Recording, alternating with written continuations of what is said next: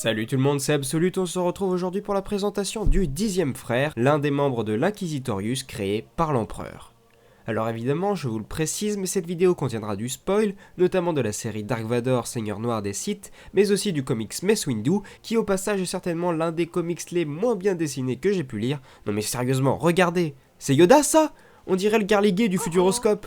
Enfin bref, revenons aux choses sérieuses et passons à l'histoire de ce personnage. Bon déjà, comme pour nombre d'inquisiteurs, celui-ci est aussi un ancien Jedi. Auparavant appelé Procède Dib, dès le début de la guerre des clones, Procède fit remarquer à ses compères son désaccord vis-à-vis de la position que venait de prendre le Conseil Jedi, en se plaçant comme des généraux militaires. Rôle que selon lui, les Jedi ne devaient pas revêtir. Mais malgré cela, Procède fit partie de l'équipe montée par Mace Windu pour aller enquêter sur une possible avancée des séparatistes sur la planète Isrich. Dans leur équipe, ils purent compter également sur Kit Fisto ainsi que sur Rissa Mano.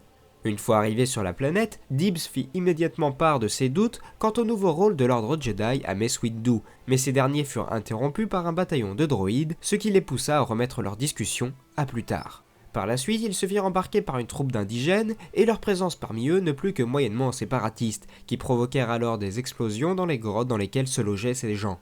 Restés piégés sous terre, c'est à ce moment précis que Dibs se rend compte des horreurs qu'engendre la guerre. Et cette épreuve ne fit que renforcer ses doutes quant aux capacités de l'ordre Jedi pour préserver la paix. Une fois de retour auprès de Mace Windu et de Rissa Mano, Dibs laisse évacuer sa colère et prononce plusieurs accusations à l'encontre de Windu et du Conseil Jedi, qui selon lui leur auraient menti concernant le véritable but de cette mission. Et ne pouvant se retenir, il provoqua Mace Windu en duel, et bien évidemment, comme vous vous en doutez, Mace Windu étant certainement le meilleur duelliste de l'ordre, Procède fut rapidement vaincu. Et il devrait ensuite être emmené devant le conseil pour y être jugé. Reconnu coupable de trahison, la sanction qui aurait dû lui être appliquée était la peine de mort, mais Windu le refusa et proposa plutôt de l'envoyer travailler au niveau des archives Jedi le temps qu'il retrouve ses esprits.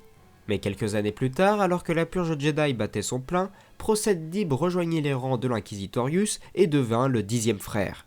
Sa première mission l'emmena sur la planète Mon Cala aux côtés du 6e frère et de la 9e sœur, ainsi que de leur leader, le Seigneur Vador. Sur place, ils se concentrèrent à la traque d'un supposé survivant Jedi qui dans l'ombre conseillerait le roi Mon Calamari. Une fois retrouvé, ce Jedi fit preuve de malice et ordonna l'exécution de l'ordre 66. Les troupes militaires des Inquisiteurs étant composées exclusivement de clones, ceux-ci n'hésitèrent pas une seconde à ouvrir le feu sur leur leader, tuant au passage le 10e frère.